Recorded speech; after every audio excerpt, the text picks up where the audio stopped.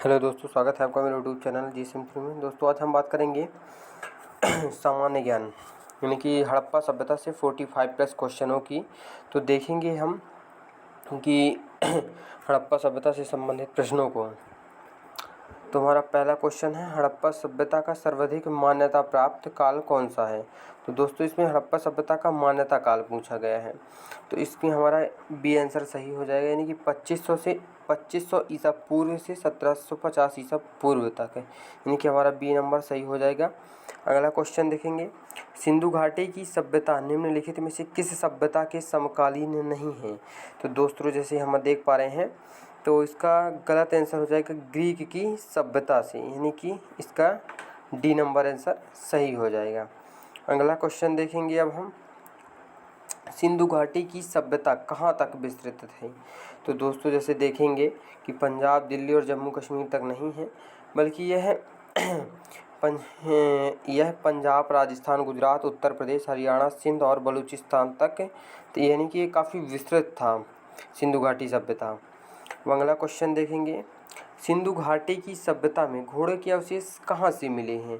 तो दोस्तों हमें घोड़े के अवशेष सिंधु घाटी सभ्यता में कहाँ से मिले हैं। तो ये आंसर देना हमारा सुरकोटदा। ये सुरकोटदा से हमें क्या मिले हैं, घोड़े के अवशेष मिले हैं। अगला क्वेश्चन देखेंगे, सिंधु घाटी स्थल कालीबंगन किस प्रदेश में है। तो दोस्तों हमारा जो कालीबंगन है एक हड़प्पा सभ्यता का क्षेत्र है। तो ये किस राज्य में, हमारे भारत के किस राज्य में है। तो दोस्तों ये हमारा हो जाएगा राजस्थान, यानी कि ए नंबर इसका सही आंसर हो जाएगा। अगला क्वेश्चन देखेंगे, निम्नलिखित में से किस पदार्थ का उपयोग हड़प्पा काल की मुद्राओं के निर्माण के मुख्य रूप से किया गया था। यानी कि हमारे किस पदार्थ या धातु का प्रयोग जो है हड़प्पा सभ्यता में सिक्कों को बनाने के लिए किया जाता था। तो दोस्तों इसका हो जाएगा ए नंबर, यानी कि सेलखड़ी धातु जो होती है इसका प्रयोग क्या है, सिक्का बनाने के लिए किया जाता था। अगला क्वेश्चन देखेंगे, हड़प्पा सभ्यता किस युग की थी। तो दोस्तों ये थी कांस्य युग की, यानी कि इसका ए नंबर सही आंसर हो जाएगा। अगला देखेंगे अब हम, सिंधु घाटी सभ्यता के लोगों का मुख्य व्यवसाय क्या था। यानी कि जो सिंधु घाटी सभ्यता के लोगों का मुख्य व्यवसाय क्या था, यानी कि इसका आंसर सही हो जाएगा ए नंबर, व्यापार। जो हड़प्पा सभ्यता या सिंधु घाटी सभ्यता के लोग थे तो इनका प्रमुख जो व्यवसाय था वो व्यापार था।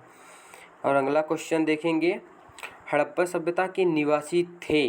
तो दोस्तों इसमें बताया गया कि हड़प्पा सभ्यता के निवासी कैसे थे, ग्रामीण थे, शहरी थे, खानाबदोश थे, जनजातीय थे। तो दोस्तों इसका आंसर हो जाएगा शहरी, यानी कि B number is the right answer. अगला क्वेश्चन देखेंगे, सिंधु सभ्यता के घर किससे बनाए जाते थे। यानी कि इस समय जो है घर किससे बनाए जाते थे। तो इसका आंसर ए सही हो जाएगा, ईंटों से। यानी कि पहले भी ये काफ़ी विकसित थे, जो ईंटों से पकी हुई ईंटों को जो है पकाकर जो बनाई मिट्टी को पकाकर ईंटें बनाई जाती थी दोस्तों।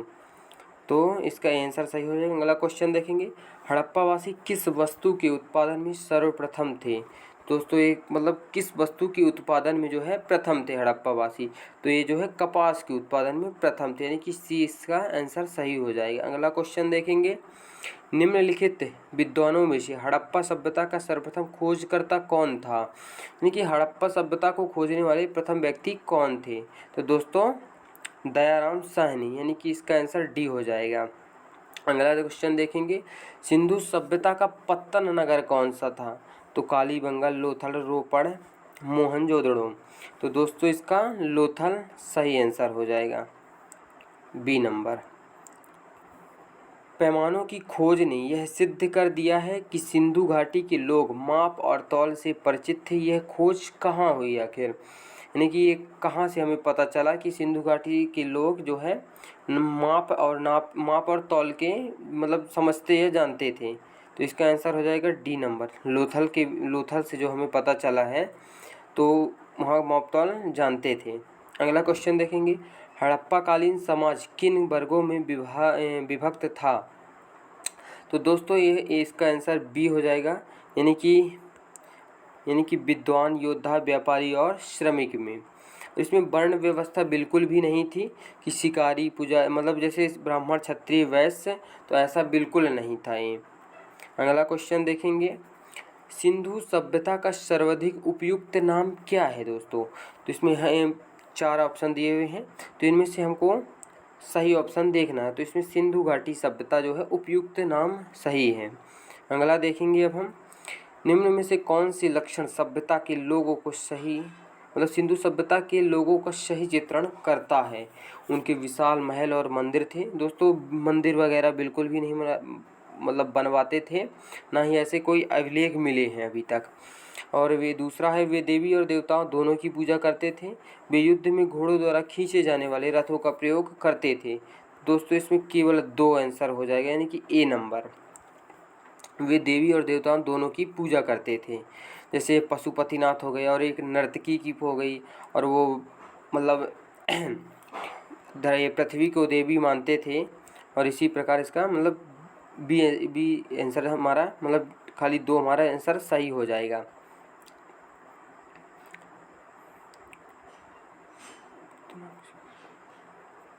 देखेंगे अगला क्वेश्चन, हड़प्पा सभ्यता की खोज किस वर्ष में हुई है?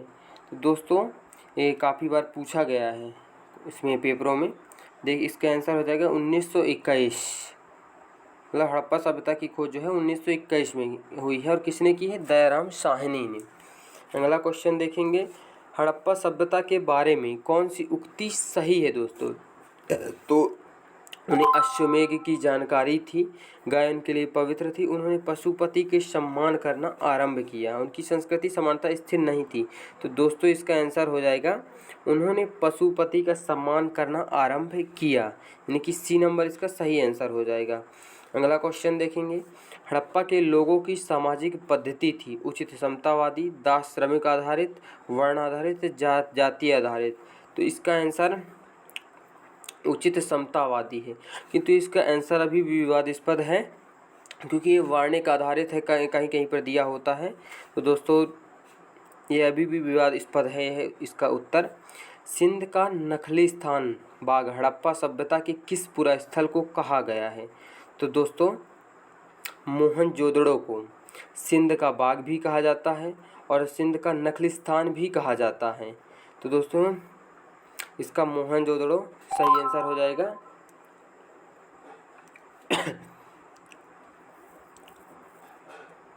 अगला क्वेश्चन देखेंगे,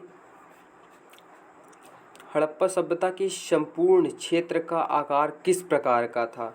तो इसका है मतलब जो हड़प्पा सभ्यता या सिंधु सभ्यता है, तो ये कैसे मतलब इसका आकार कैसा था? तो दोस्तों ये इसका आकार था त्रिभुजाकार, यानी कि सी इसका सही आंसर हो जाएगा। अगला देखेंगे अब हम, हड़प्पा सभ्यता के अंतर्गत हल से जोते गए खेत का साक्ष्य कहाँ से मिले हैं दोस्तों? तो मतलब हल से जोते गए खेत के साक्ष्य कहाँ से मिले हैं? तो ये मिले हैं कालीबंगा से, यानी सी आंसर इसका सही आंसर हो जाएगा।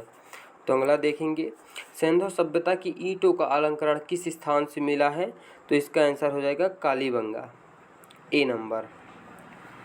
अगला देखेंगे, मोहनजोदड़ो कहाँ स्थित है? तो पंजाब, सिंध, गुजरात, उत्तर प्रदेश। तो ये पाकिस्तान के सिंध में स्थित है, यानी कि बी नंबर इसका सही आंसर हो जाएगा। अगला क्वेश्चन देखेंगे, सिंधु सभ्यता में वृहत स्नानागार पाया गया है।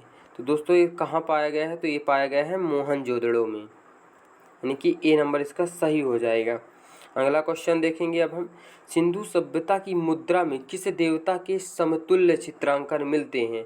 तो दोस्तों देखेंगे कि जो सिंधु सभ्यता के सिक्के पाए गए थे उनमें किस देवता की जैसे मतलब प्रतिमा उसमें थी? तो थी आद्य शिव की तरह, यानी कि ए नंबर इसका सही आंसर हो जाएगा। अगला क्वेश्चन देखेंगे, निम्नलिखित में से कौन सा हड़प्पा कालीन स्थल गुजरात में है? तो दोस्तों जो हमारा लोथल है वो हमारा गुजरात में है, यानी कि इसका डी आंसर सही आंसर हो जाएगा। अगला देखेंगे अब हम, मोहनजोदड़ो को किस एक अन्य नाम से भी जाना जाता था? तो दोस्तों मोहनजोदड़ो को मृतकों का टीला भी कहा जाता था, यानी कि डी आंसर सही हो जाएगा। अगला क्वेश्चन देखेंगे, हड़प्पा सभ्यता का प्रचलित नाम क्या है? तो दोस्तों अभी जैसे हम अभी देखे हैं पीछे इसका आंसर, तो इसका आंसर सही हो जाएगा सिंधु घाटी सभ्यता। अगला क्वेश्चन देखेंगे, सैंधव स्थलों में उत्खनन से प्राप्त मोहरों पर निम्नलिखित में से किस पशु का सर्वाधिक उत्कीर्णन हुआ है? यानी कि जो स्थल से हमें पुरातत्व खोजों से उन मिला है, उन मोहरों में किसकी प्रतिमा सबसे ज़्यादा है? तो दोस्तों बैल की प्रतिमा उसमें सबसे ज़्यादा है। अगला क्वेश्चन देखेंगे, सिंधु घाटी सभ्यता जानी जाती है अपने नगर नियोजन के लिए, मोहनजोदड़ो एवं हड़प्पा के लिए, अपनी कृषि संबंधी कार्यों के लिए, अपने उद्योगों के लिए। तो दोस्तों ये अपने नगर नियोजन के लिए जानी जाती है। सिंधु सभ्यता का कौन सा स्थान भारत में स्थित है? तो दोस्तों हमारा जो है लोथल गुजरात में अवस्थित है। अगला देखेंगे, भारत में खोजा गया सबसे पहला पुराना शहर कौन था? तो दोस्तों इसका आंसर हो जाएगा ए नंबर, यानी कि हड़प्पा जो था ये पहला खोजा गया शहर था, यानी कि ए नंबर इसका सही आंसर हो जाएगा। अगला देखेंगे अब हम, भारत में चांदी की उपलब्धता के प्राचीनतम साक्ष्य कहाँ से मिले हैं? तो दोस्तों ये हमारे हड़प्पा सभ्यता में ही जो है चांदी की उपलब्धता के प्राचीनतम साक्ष्य मिले हैं, और हड़प्पा सभ्यता में ही पहली बार चांदी धातु का प्रयोग किया गया है। अगला देखेंगे अब हम, सिंधु सभ्यता के बारे में कौन सा कथन असत्य है?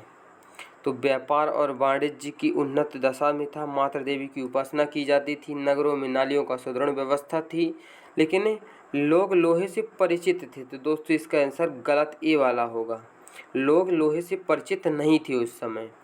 अब अगला देखेंगे अब हम, मांडा किस नदी के किनारे स्थित है? यानी कि जो मांडा हमारा ये सिंधु घाटी सभ्यता का एक देश है, राज्य था, तो ये किस नदी के किनारे बसा है? तो दोस्तों ये बसा था सिंधु नदी के किनारे, यानी कि सिंधु नदी के किनारे। अगला क्वेश्चन देखेंगे अब हम, हड़प्पा कालीन स्थल रोपड़ पंजाब, दोस्तों सॉरी इसका आंसर शायद ए नंबर होगा, यानी कि चेनाब नदी के किनारे। मांडा किस नदी के किनारे स्थित है? दोस्तों चिनाब नदी के किनारे, यानी कि ए नंबर इसका सही आंसर हो जाएगा। अगला देखेंगे अब हम, हड़प्पा कालीन स्थल रोपड़ पंजाब किस नदी के किनारे स्थित था? तो दोस्तों ये सतलज नदी के किनारे था, यानी कि बी नंबर इसका सही आंसर हो जाएगा। तो दोस्तों अगर वीडियो अच्छी लगी तो लाइक सब्सक्राइब जरूर कीजिएगा। Thank you.